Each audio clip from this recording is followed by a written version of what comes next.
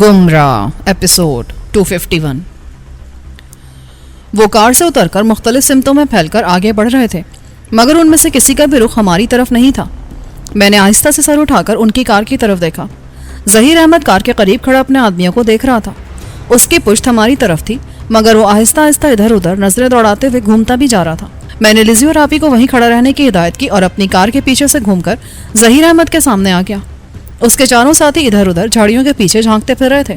उन सबके हाथों में पिस्तौल दबे हुए थे। ज़हीर अहमद के हाथ में स्टैन गन थी, जिसे कंधे पर रखे आराम से खड़ा वो अपने आदमियों को देख रहा था। मैं पिस्तौल सीधा किया उसकी तरफ बढ़ने लगा। अभी चंद ही कदम उसकी तरफ बढ़ाए थे मैंने कि उसके आदमियों में से किसी एक की नज़र मुझ पर पड़ गई। उसने वहीं से चिल्लाकर ज़हीर अहमद को होशियार कर दिया, वो उस्ताद, वो है उधर। ज़हीर अहमद एकदम चौंकिन्ना होकर मेरी तरफ पलट पड़ा। मुझ पर नजर पड़ते उसने निहायत फुर्ती के साथ अपनी स्टैन गन मुझ पर सीधी करते हुए कहा, तो तुम यहाँ छुपे हुए थे? अच्छा हुआ कि खुद ही बाहर आ गए, वरना यूं भी ज्यादा देर तक छुपे नहीं रह सकते थे। मेरे आदमी इन पहाड़ियों के अंदर से भी तुम्हें खोद कर निकाल लाते। मैंने उसे ज्यादा देर बकवास करने की मोहलत ना दी। मैं जानता था कि अगर मैंने देर कर दी तो उसके वो चारों साथी जो हमारी तलाश में इधर उधर मुंतशिर फिर रहे थे, यकजा होकर उसके पास पहुंच जाएंगे। फिर मेरे लिए उन पर काबू पाना मुश्किल हो जाएगा। लिहाजा वो भी बड़के मारकर मुझे मरूब करने की कोशिश कर ही रहा था कि मैंने उसके हाथ का निशाना लेकर गोली चला दी। मेरा निशाना बेखता था। गोली सीधी उसके दाएं हाथ की हथेली की पुश्त में लगी। गन पर वो अपनी गिरफ्त कायम न रख सका। वो उसके हाथ से छूटकर अलग जा पड़ी और ज़हीर अहमद बाएं हाथ से अपना दायां हाथ पकड़कर एकदम नीचे बैठ गया।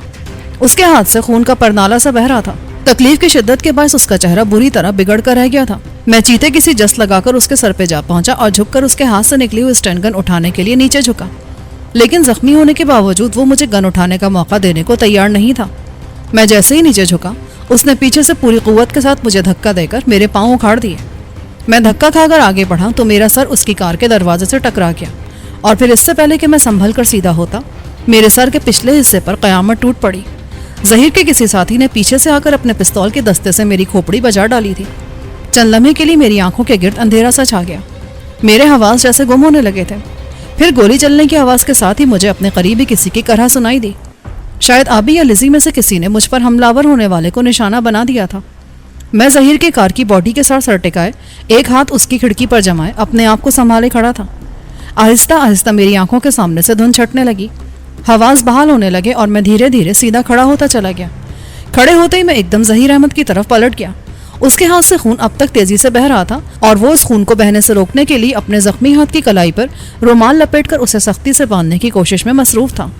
उसका वो साथी जिसने मेरे सर पर ज़रब लगाई थी, मेरे करीबी दोनों हाथों से पेट पकड़े औंधा पड़ा ज़मीन पर पैर रगड़ रहा था। शायद आबी या लिज़ी ने उसके पेट में गोली उतार दी थी और अब बस वो अपनी सांसें पूरी कर रहा था। ज़हीर के बकिया 3 साथियों ने मुख्तलिफ टीलों की आड़ पकड़ ली थी और वहां से वक्फे वक्फे से हमारी कार की तरफ गोलियां चला रहे थे। आबी और लिज़ी अभी तक अपने मोर्चे में जमे हुए थे। लिज़ी ने अलबत्ता ऐसी पोजीशन इख्तियार कर ली थी जहां से वो मुझे और ज़हीर अहमद को भी अपनी निगाह में रख सकती थी। शायद वहीं से उसने मुझ पर हमलावर होने वाले शख्स को गोली का निशाना बनाया था। मैंने हालात का जायजा लेते हुए ज़हीर अहमद की गन उठाई और अपना पिस्तौल पतलून की बेल्ट में घुसेड़ते हुए ज़हीर अहमद को मुखातिब किया। ज़हीर अहमद, तेरी बदमाशी के दिन मुक गए। अब तेरे लिए यही अच्छा है कि तौबा करके किसी गोशे में जाकर बैठ जा और बकिया उम्र याद अल्लाह में गुजार दे। बक नहीं हुए, तुझे क्या पता कि किसके दिन मुक गए हैं? साले, आज मैं तुझे जिंदा नहीं छोड़ूंगा। उसने बैठे बैठे जस्त लगाई और इससे पहले कि मैं उसके इरादे को समझ सकता, वो मुझ पर आन पड़ा और बाएं हाथ से 2-3 घूंसे मेरे मुंह पर जड़ दिए। कमबख्त में बड़ी जान थी। उसकी पूरी हथेली उधड़ी हुई थी। बड़ी मिकदार में खून बह रहा था। उसके बावजूद उसके बाएं हाथ में इतनी जान बाकी थी कि उसके घूंसे मुझे अपने मुंह पर हथौड़े की तरह पड़ते महसूस हुए थे। उसकी इस हरकत पर मैं गुस्से से बेकाबू हो गया और मुश्तैल होकर मैंने अपना घुटना पूरी कुव्वत से उसके पेट में मार दिया। घुटने की ज़रब बहुत शदीद थी। वो ज़िबा होने वाले बैल की तरह डकराता हुआ पेट पकड़कर पीछे हटता चला गया। मुझ पर जुनून सा सवार हो गया था। मैंने स्टैन गन को नाल की तरफ से पकड़ा और उसे लाठी की तरह थाम कर ज़हीर अहमद पर पिल पड़ा। मैंने बड़ी बेदर्दी से उसे ज़दोकोब किया था। उसके बदन का एक एक हिस्सा लहूलहान कर दिया था और शायद कोई हड्डी उसकी सलामत नहीं रही थी। वो हलक फाड़ फाड़ कर चीख रहा था। मुझसे बचने के लिए इधर उधर भागा भागा फिर रहा था, मगर मैंने उस दरिंदे पर ज़रा भी रहम ना करने का तहैया कर रखा था। लिहाजा मेरे हाथ उस वक्त तक ना रुके जब तक वो बेदम होकर नहीं गिर पड़ा। اس کے گرنے کے بعد میں اسٹینڈ گن سیدھی کر کے اس کی طرف چل دیا جہاں اس کے بقیہ ساتھی دب کے بیٹھے تھے۔ انہوں نے میرے ہاتھوں اپنے باس کو مٹی میں رلتے دیکھ کر یہ اندازہ لگا لیا تھا کہ وہ میرا کچھ بھی نہیں بگاڑ سکیں گے، اور اگر مجھ سے مقابلہ کرنے کی حماقت جاری رکھی تو خود ان کا انجام بھی نہایت دردناک ہوگا۔ لہٰذا مجھے اپنی طرف بڑھتے دیکھ کر وہ اپنی اپنی کمین گاہ سے باہر نکل آئے اور اپنے اپنے پستول میرے قدموں میں پھینک کر دونوں ہاتھ سر پر رکھ کر کھڑے ہو گئے۔ ان کے ہتھیار پھینکتے ہی آبی اور لزی بھاگتے ہوئے میرے پاس آ گئے۔ آبی نے فوراً تینوں پستول اٹھا کر اپنے قبضے میں کر لیے اور ان سے بولا، بس اتنا ہی دم تھا تم لوگوں میں؟ اتنے سے کام کے لیے ہمارے پیچھے لگ کر یہاں تک آئے تھے تم؟ ان میں سے ایک قدرے تلخ لہجے میں بولا، آبی پہلوان، ہمارا مذاق نہیں اڑانا چاہیے تمہیں، یہ تو ہوتا ہی رہتا ہے۔ لڑائی میں دو حریفوں میں سے کسی ایک کو شکست قبول کرنا ہی پڑتی ہے، اس سے شکست خوردہ کو کمزور یا کمتر نہیں سمجھ لینا چاہیے۔ اس وقت جیلانی کی چال کامیاب ہو گئی ہے، یہ ہمیں اپنے پیچھے لگا کر اپنے پسندیدہ میدان تک لانے میں کامیاب ہو گیا، اور ہم اس کی چال کو سمجھے بغیر یہ سمجھ کر یہاں تک آ گئے کہ تم لوگ ہم سے جان بچا کر بھاگنا چاہتے ہو۔ نتیجتاً ہم بازی ہار گئے۔ یہ خالصتاً ایک جنگی چال تھی جس نے ہمیں مات دے دی، اس سے ہماری کمزوری یا بزدلی ظاہر نہیں ہوتی۔ یہ ٹھیک کہتا ہے ابھی، میں نے اس شخص کو غور سے دیکھتے ہوئے کہا۔ وہ مجھے بدماشوں کے جتھے کا آدمی بالکل نہیں لگتا تھا۔ نہ جانے کون سے حالات تھے جنہوں نے اسے ان بے ضمیر قاتلوں اور بدماشوں کے ساتھ کھڑا ہونے پر مجبور کر دیا تھا۔ وہ کوئی معقول اور پڑھا لکھا آدمی لگتا تھا۔ میں نے اس کے سراپے کا جائزہ لیتے ہوئے پوچھا، تو ہے کون جوان؟ جن لوگوں کے ساتھ کھڑا ہے تو ان کے قبیلے کا تو نہیں لگتا۔ یہ تم کیسے کہہ سکتے ہو؟ اگر میں ان کا ساتھی نہ ہوتا تو ان کے ساتھ تمہارے مقابلے کو کیوں آ نکلتا؟ نہیں جوان، غلام جیلانی کی آنکھیں دھوکہ نہیں کھا سکتی۔ کسی کے ساتھ گھر سے نکل کر کھڑا ہونے اور کسی کا ساتھی ہونے میں بڑا فرق ہوتا ہے۔ تیرا ایک ایک انداز منہ سے بول رہا ہے کہ تو اس راہ کا مسافر ہے ہی نہیں جس پر چلتا نظر آ رہا ہے ہمیں۔ بہرحال تمہیں اس سے کیا غرض ہے؟ تم نے اپنے پسندیدہ میدان میں لا کر ہم پر فتح حاصل کر لی، اب ہماری حیثیت جنگی قیدیوں جیسی ہے۔ بحث کرنے کے بجائے تم یہ فیصلہ سنا دو کہ اب تم ہمارے ساتھ کیا سلوک کرنا چاہتے ہو۔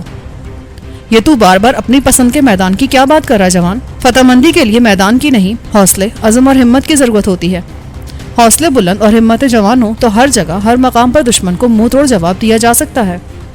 جنگ میں مقام کو بڑی اہمیت حاصل ہے جیلانی۔ دشمن کو اس کے اپنے علاقے میں جا کر شکست دینے کے لیے اس سے کئی گنا زیادہ طاقت کی ضرورت ہوتی ہے۔ تاریخ شاہد ہے، کسی کمزور اور بے مایہ فوج نے کبھی ملک فتح نہیں کیا۔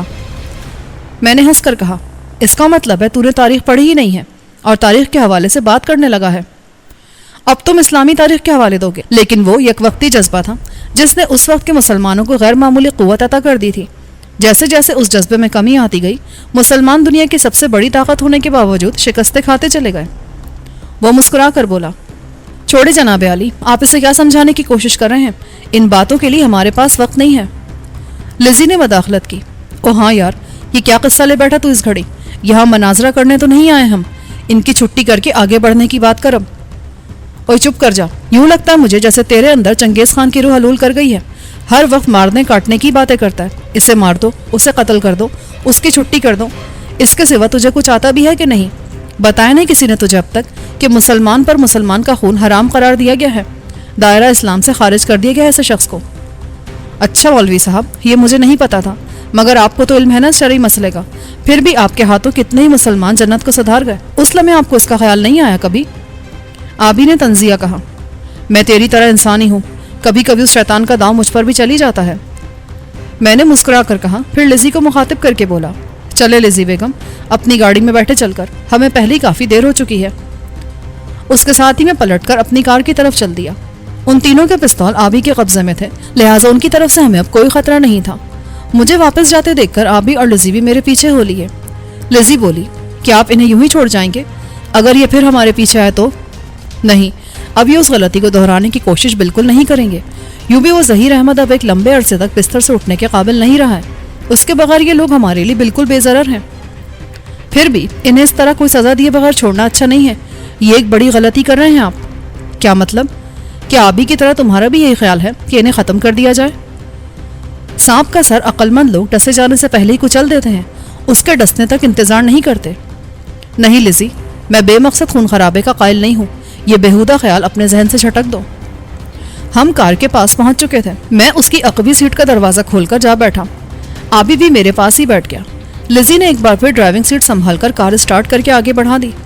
آبی اور لزی کو میرا یہ عمل بالکل پسند نہیں آیا تھا کہ میں اپنے خطرناک دشمن کے 3 قابو میں آئے ہوئے آدمیوں کو نظر انداز کر کے واپس جا رہا تھا، لیکن انہوں نے سلسلے میں مجھ سے زیادہ بحث نہیں کی۔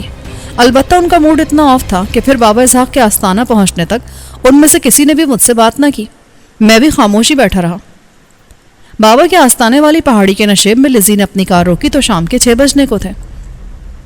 کار کے رکتے ہی ہم باہر نکل آئے اور آہستہ آہستہ آستانے کی طرف بڑھنے لگے۔ ہمارے پہنچنے کی اطلاع شاید بابا اسحاق کو ہو چکی تھی۔ ہم نے اوپر چڑھنا شروع کیا تو جیرالڈ ایک ٹیلے کی اوڑ سے نکل کر ہمارے سامنے آ ٹھہرا۔ لزی نے سوالیہ نگاہوں سے اسے دیکھا۔ وہ بولا، آپ لوگوں نے آنے میں بہت دیر کر دی، اس وقت یہاں عقیدت مندوں کی خاصی بھیڑ ہے۔ اب ایسا کریں، آپ میرے ساتھ میرے گھر چلیں، مسٹر آئزک وہیں آئیں گے۔ پھر وہ آبی کی طرف دیکھ کر بولا، یہ کون ہے؟ یہ مسٹر اسلم آبی ہیں، جناب علی کے دوست، ان پر ہم پوری طرح اعتماد کر سکتے ہیں۔ ٹھیک ہے۔ وہ اپنی گاڑی کی طرف بڑھتے ہوئے بولا، جو ہماری کار کے برابر میں کھڑی تھی۔ مگر شاید مسٹر آئزک یہ بات پسند نہ کریں۔ اصولی طور پر ہائی کمان کی ہدایت یا اجازت کے بغیر ہمیں کسی پر خود کو ظاہر نہیں کرنا چاہیے۔ ہاں، اصول تو یہی ہے، مگر بعض خاص قسم کے معاملات میں اصولوں کو نظر انداز بھی کیا جا سکتا ہے۔ لزی بولی، بہرحال اس کے ذمہ دار آپ ہوں گے۔ جیرالڈ نے آگے بڑھتے ہوئے عجیب سے روکھے اور سپاٹ لہجے میں کہا۔ مجھے اس کا یہ انداز بہت ناگوار گزرا۔ میں دیکھ رہا تھا کہ آبی کے تیور بگڑ رہے ہیں، لہٰذا اس سے پہلے کہ وہ کچھ بولتا میں نے ذرا سختی سے کہا، جیرالڈ، تمہیں آبی کی طرف سے فکر مند ہونے کی بالکل ضرورت نہیں ہے۔ یہ میرا دوست، میرا یار، میرا بھائی ہے۔ اس کی اور آسیہ کی خاطر ہی میں نے تم لوگوں سے تعاون پر آمادگی ظاہر کی تھی۔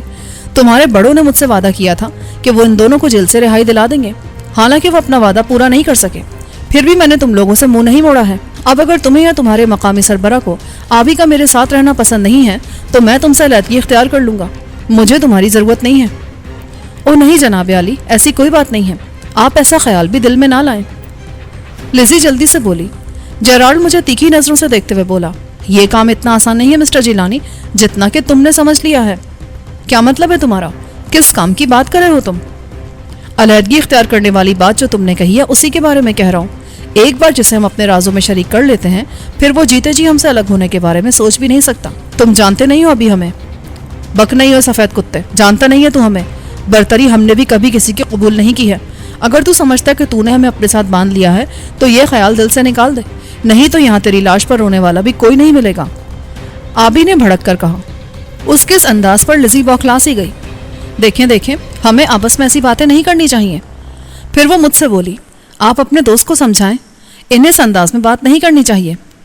تو نہ بول بھی ہمارے درمیان میں، اور اگر سمجھانا ہی ہے تو اس چوڑے کو سمجھا، یہ ہم سے حاکموں والے انداز میں بات نہ کیا کرے۔ حاکمیت ہم کسی کی برداشت نہیں کر سکتے۔ اب اگر یہ بولا اسی لہجے میں تو میں اس کی زبان کاٹ کے رکھ دوں گا۔ آبی غصے سے بولا۔ جیرالڈ ایک دم مشتعل ہو گیا۔ اس نے تیش کے عالم میں ریوالور نکال کر آبی کی طرف تانتے ہوئے کہا، آپ ہٹ جائیں لزی، اس کی تو ساری اکڑفوں میں ابھی 1 سیکنڈ میں نکالے دیتا ہوں۔ وہ دانت بھینچ کر آبی کی طرف بڑھا۔ صورتحال ایک دم بے حد نازک ہو گئی۔ وہ ذلیل یہودی آبی کی جان لینے کے در پہ تھا۔ ایسے میں خاموش تماشائی نہیں بنا رہ سکتا تھا۔ چنانچہ میں نے فوراً اپنی جگہ سے حرکت کی اور اچھل کر آبی اور جیرالڈ کے درمیان حائل ہو گیا۔ میں نے جیرالڈ کو تنبیہ کی، دیکھو جیرالڈ، یہ ریوالور واپس رکھ لو، بات کو بڑھانے کی غلطی مت کرو، ان کھلونوں سے کھیلنا ہمیں بھی خوب آتا ہے۔ اس نے مجھے ذلیل کیا ہے، گالی دی ہے اس نے مجھے، میں اسے زندہ نہیں چھوڑوں گا، تم ہٹ جاؤ سامنے سے۔ ٹھیک ہے، اس نے ذلیل کیا ہے تمہیں، لیکن پہل تمہاری طرف سے ہوئی ہے، تمہارے اشتعال دلانے پر ہی اس نے ایسا کیا ہے۔ اور تو ہٹ جا یار جیلانی، اس چوڑے کو چلانے دے گولی، دیکھوں تو اس کا نشانہ کتنا سچا ہے۔ آبی نے تصدیق آمیز انداز میں کہا۔ وہ اسے مشتعل کر کے دیوانہ کر دینے پر تلا ہوا معلوم ہوتا تھا۔ جیرالڈ پر آبی کی بات کا اثر اس کی توقع کے عین مطابق ہی ہوا تھا۔ وہ بری طرح بھڑک کر ریوالور تانتے ہوئے بولا، جیلانی ہٹ جاؤ ورنہ میں تم پر بھی گولی چلا دوں گا۔ اس نے ریوالور میری طرف سیدھا کر لیا۔ میں نے لزی سے کہا، تم دیکھ رہی ہو لزی، یہ کتا بالکل ہی پاگل ہو گیا ہے، اسے چھوڑ دینا خطرناک ثابت ہو سکتا ہے۔ میں کہتا ہوں ہٹ جاؤ ورنہ میں 3 تک گنوں گا جیلانی، اگر تم پھر بھی نہ ہٹے تو نتیجے کے ذمہ دار تم خود ہوگے۔ اس کی بات ختم ہوتی آبی اچانک میرے پیچھے سے نکل کر کسی شکار پر چھوڑے ہوئے باز کی طرح اس پر جا پڑا۔ اس نے دونوں ہاتھوں سے اس کا ریوالور والا ہاتھ تھاما اور اسے اوپر اٹھا کر اس زور سے نیچے جھٹکا کہ ریوالور اس کے ہاتھ سے نکل کر زمین پر جا گرا۔ اس کے ساتھ ہی آبی نے اسے پیچھے الٹ دیا۔ جیرالڈ فوراً ہی اٹھ کر ریوالور اٹھانے کے لیے لپکا، مگر آبی نے اس کی ٹانگوں میں اپنی ٹانگ پھنسا دی۔ نتیجے کے طور پر وہ ایک بار پھر نیچے جا پڑا۔ میں نے جلدی سے آگے بڑھ کر زمین پر پڑا ہوا ریوالور اٹھا کے اپنی جیب میں ڈال لیا۔ जेराल्ड ने इस बार लेटे ही लेटे सांप की तरह बल खाकर आबी की दोनों टांगें पकड़कर खींच ली। यह हरकत उसने इस कदर अचानक और तेजी से की थी कि आबी को संभलने का मौका ही न मिल सका। आबी पुश्त के बल गिरा था। उसके गिरते ही जेराल्ड ने उठने का मौका ना देने के ख्याल से फुर्ती से उठकर उस पर छलांग लगाई, लेकिन आबी ने लेटे ही लेटे उसे अपनी टांगों पर लेकर ऊपर उछाल दिया और खुद तेजी से लोट लगाकर उस जगह से हट गया। जेराल्ड एन उसी जगह गिरा था जहां एक लम्हा पहले आबी पड़ा था, मगर वो एक बैनुल-अक़वामी तंजीम का तरबियत याफ्ता लड़ाका था। गिरते गिरते उसने अपने दोनों हाथ आगे करके जमीन पर टिका दिए, फिर वो दोनों हाथों पर जोर डालकर ऊपर उछला और किसी माहिर बाजीगर की तरह फिजा में कलाबाजी खाकर अपने पैरों पर सीधा खड़ा हो गया।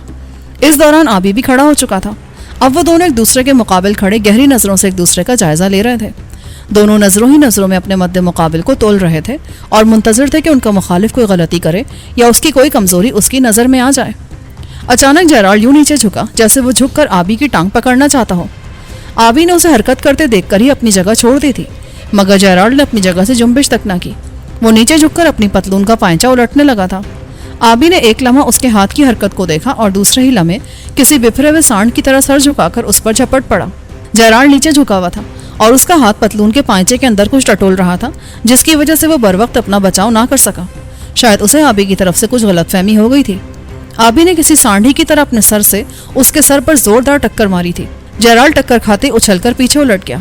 उस वक्त मुझे पता चला कि वो पतलून के पांचे में हाथ डालकर दरअसल अपनी पिंडली से बंधा हुआ खंजर निकाल रहा था। आबी ने ये बात समझ ली थी और खंजर के इस्तेमाल से बाज रखने के लिए उसने उसके सर में इतनी जोरदार टक्कर मारी थी कि खंजर निकाल लेने के बावजूद जेराल्ड उसे इस्तेमाल करने के काबिल नहीं रहा था। टक्कर से उसके होश गुम होकर रह गए थे। शायद उसकी आंखों के सामने अंधेरा छा गया था, जिसे दूर करने के लिए वो बार बार अपने सर को झटक रहा था। आबी ने दुश्मन को कमजोर पड़ते देखा तो आगे बढ़कर उसके पेट में पूरी कुव्वत से एक लात रसीद कर दी। जेराल्ड कराहकर एक बार फिर जमीन पर जा लगा। आबी ने उसके सीने पर एक ठोकर लगाई और झुककर उसके दाएं हाथ की कलाई पकड़कर पीछे मोड़ दी। जेराल्ड ने दर्द से कराहते हुए हाथ से खंजर छोड़ दिया। आबी खंजर उठाकर जेराल्ड के ऊपर चढ़ बैठा और इससे पहले कि मैं या लिज़ी उसके इरादे को समझकर उसे रोकने की कोशिश करते, उसने खंजर जेराल्ड के पहलू में उतारकर उसे नीचे तक चीर डाला। जेराल्ड के हलक से एक तेज चीख निकली और वो माहिए बेआब की तरह फड़कने लगा। मैंने और लिज़ी ने एक साथ लपककर आबी को पकड़कर उसके ऊपर से खींचा। लिज़ी आबी को छोड़कर जेराल्ड की तरफ मुतवज्जो हो गई। मैंने आबी से कहा, ओए ये क्या कर दिया तूने यार, सचमुच ही मार डाला उसे। उसी वक्त दो आदमी ऊपर आस्ताने की तरफ से भागे हुए आए। कौन है, क्या हुआ है, कौन चीखा था अभी? उन्होंने हमारे करीब आकर पूछा।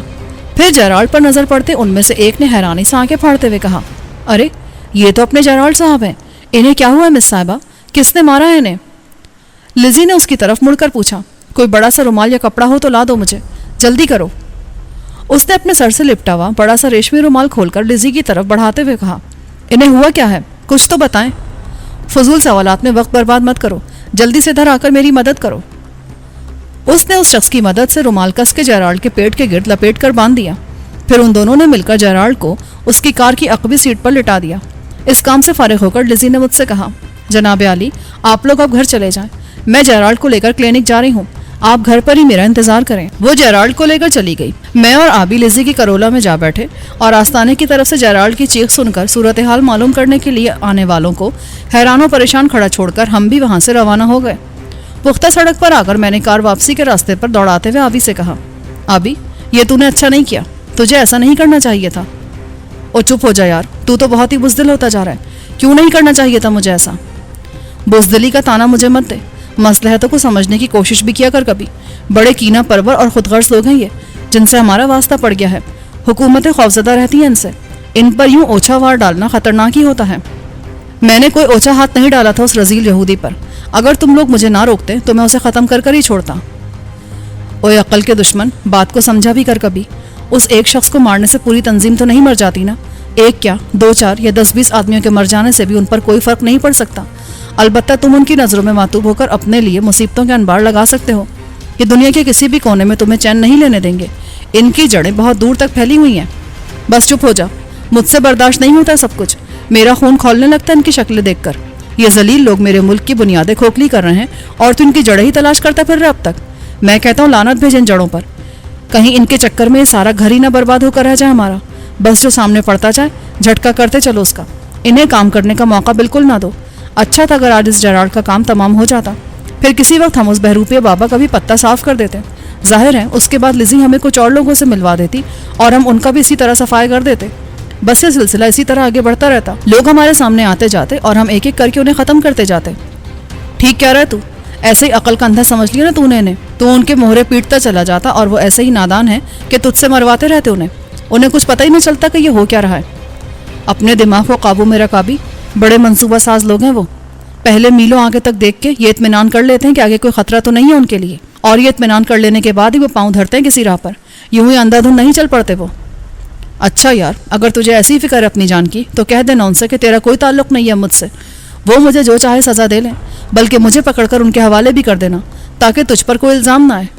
بکواس مت کر. اب تو نے مجھے اتنا ہی ذلیل سمجھا ہوا ہے. جو ہونا تھا وہ ہو گیا, اب آگے جو ہوگا وہ دیکھا جائے گا. یہ تیری لزی بیگم اسے کسی کلینک میں لے گئی ہے.